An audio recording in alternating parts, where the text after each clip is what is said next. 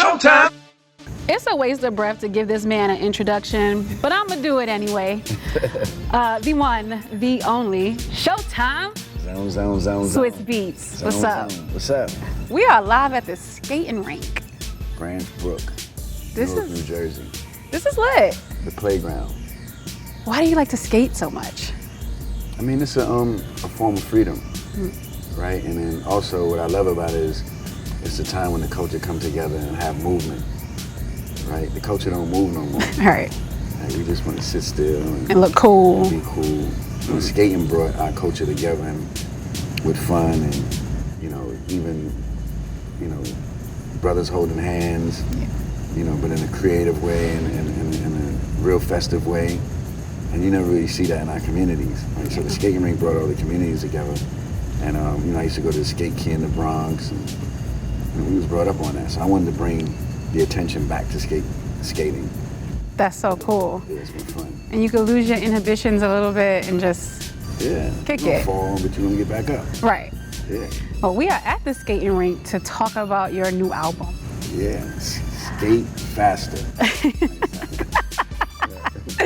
Poison. Yeah, Poison. I'm just gonna go ahead and say congratulations in advance. Thank you. Because it's fire. You got some sneak peeks, huh? I burnt myself. Yeah. It was gosh, like if people have no idea, it's fire. Yeah, they're gonna find out.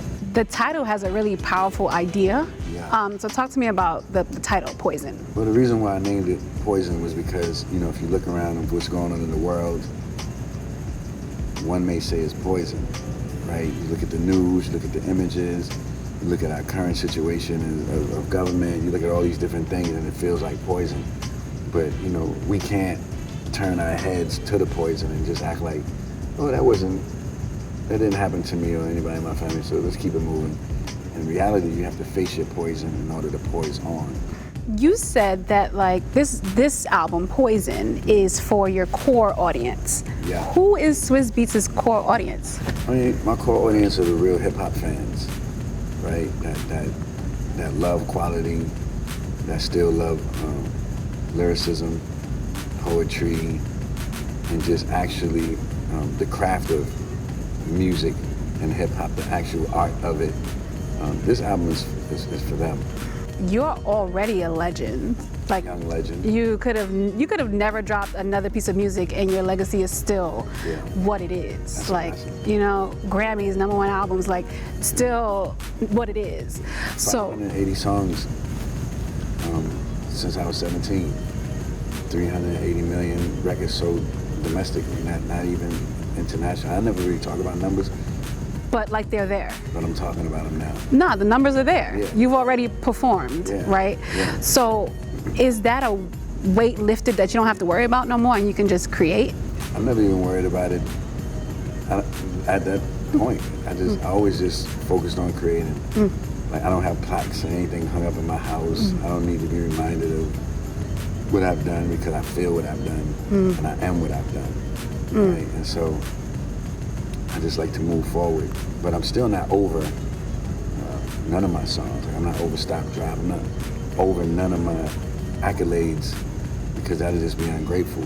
But I'm also not dwelling on them to where that people got to kiss the ring or something like that. How are you keeping that balance? What keeps that balance for you if not getting too obsessed with what you've already done and still wanting to do more?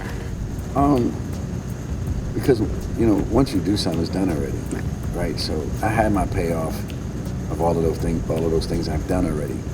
The new payoff is the things I haven't done, right? Like being able to put together a project like Poison that I took off big songs off this album or songs that people would die to have just to not compromise the craft, right? Because a lot of people, they'll compromise their craft for a #1 record or something like that, or whatever, charting and things like that. And I feel that Poison is going to chart. I feel that, there's #1 records on it, but I'm not going all out just for a #1 record or just for a radio record or just for whatever title of a record. I'm going for a body of work that's curated, where every artist on it is delivering 100% or better. right? So that's how people made the cut for the album. They had to deliver the maximum best that you know them for or higher. And then you have J. Cole as co-executive producer. Yeah. Talk to me about that decision and what his role was. That decision came at the last minute after the work was done, after even knowing the work was being done, right? It's not like I called him up and was like, I'm starting this album, become an executive producer with me, or he called me and said, Swizz, I want to executive produce your album. It didn't happen like that. It happened naturally of just being in the studio, me critiquing or listening to records from him listening to records from me and just critiquing small things. Then I got into the body of work and I started playing him like what I felt was the album at that time, which was way more than 10 songs. And then he would, he was like, man, the first set that you played for me, I'm scared of that. That's a vibe, like that's good for hip hop. Other songs are good for hip hop, but I just feel like they're not I just don't feel you need it. And I know it's gonna be hard for you to make that decision. And then we started getting into conversations of why, and it gave me the confidence, even though I'm the young OG in the situation, it gave me the concept to let certain things go. Right? And then to further along, roll out plans, as far as putting on World Star and just doing certain things that I wouldn't necessarily think, because I think super big picture. Right. Right? And he's like, keep it grounded. Right? And even I spent a lot of money for my videos, like a lot of stuff. And That's so dope. I was using a lot of those different things, and I was like, you know what? If I look back and I see all the different things that I used that really made like a great impact on this record, it was things that me and him communicated about, and he acted as an executive producer. So why not just give it to him? Right. I feel like a lot of people from my generation need to communicate and collaborate with artists from this generation also, and not play some type of mega OG role. Right. It's like, oh, you can't, you know what I did? It's like, okay, we know what you did, but what we can do together is even bigger. I was gonna get into that later, and it's about this generational divide that a lot of people feel like hip hop is experiencing, where like the OGs don't respect the young kids, and the young kids don't respect the OGs. Yeah, I remember that even from when I started. Yeah. Like I remember, like a lot of my heat was coming from the OGs at that time. It's like, oh, his beats are simple. Cassio's suing him. Cassio never sued me. They was just like, but all that was coming from like the OGs. That wasn't coming from like the younger community at that particular time. They was loving it, but a lot of my hate and different things was coming from the OG. So I remember being a J. Cole or whoever you want to name that, an OG might not feel comfortable with because their talent is moving in a direction that the OG probably don't have no say-so or can control. The introduction to this album was Pistol on My Side. Yeah. I wanted to throw my shoe when I first heard that song because that, Still want to throw like, fire. Talk to me about creating that record with Wayne. I don't know if people noticed, but I never did really energy records with Wayne. I always did conceptual records with him.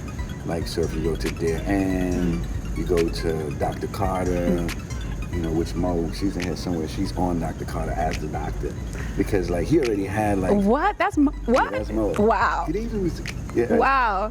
And so everybody was just like, Wayne was pistol hot at that time when I was working on those songs with him. But everybody was just like trying to fight for the single, fight for the single. And I was just like, you know what? I'm gonna just get him to rap about something and give him a topic that I know nobody's doing.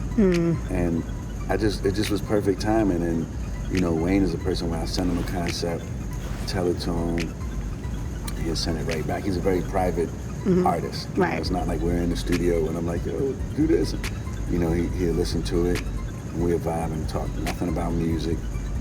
We might be talking about like some special coffee. We might be talking about the hot sauce challenge. We just have fun. Like, people don't realize that artists have regular conversations. Right, they're people. Yeah, and so it just naturally happened. And then I left Miami, and then I get this like in the phone, and it's like the song, and I'm just like, I just passed out right there. This is what you're doing? And I called and said, this is what we doing? This is how we feeling? Okay, let's go. And then we just kept building on that. And then fast forward to the video, you know, I almost broke my whole leg in the skate park. Wayne, I'm still hurt, my knee still hurt. My scab is clearing up a little bit though. You know, I thought I broke my shin. That's crazy. Yeah, we're just starting. He's just starting, I'm just starting. Like, I ain't even begun yet. Everything I did before and I mentioned before, that's the warm-up. Like, they don't even understand what they in for. They really don't. And my shoulders is very calm for a reason. Because the storm is coming. And then the next single up is Young Thug. Yeah. 25 Soldiers. Yeah. It is not the Young Thug you might expect. Talk to me about this record. You know, that goes back to the album. You know, why have an opportunity with Young Thug to do something he's never done just to do the same thing. Right.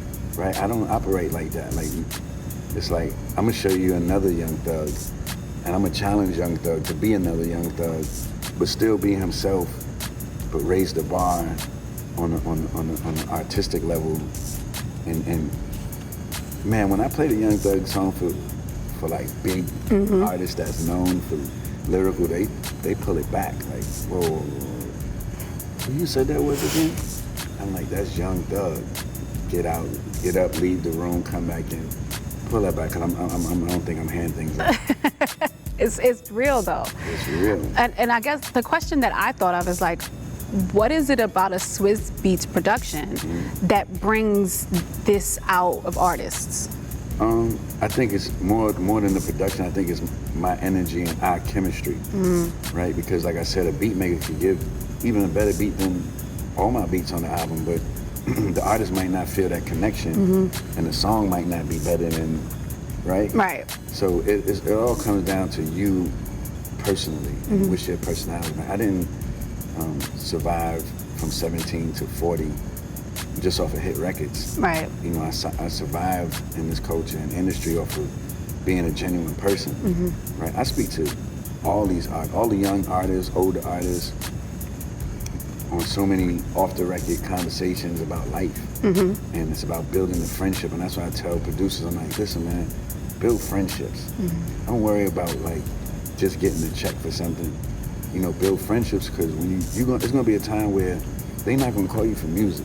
Right. You understand? Right. They're not gonna call you for music, so what's your entry point back in if it's not about music?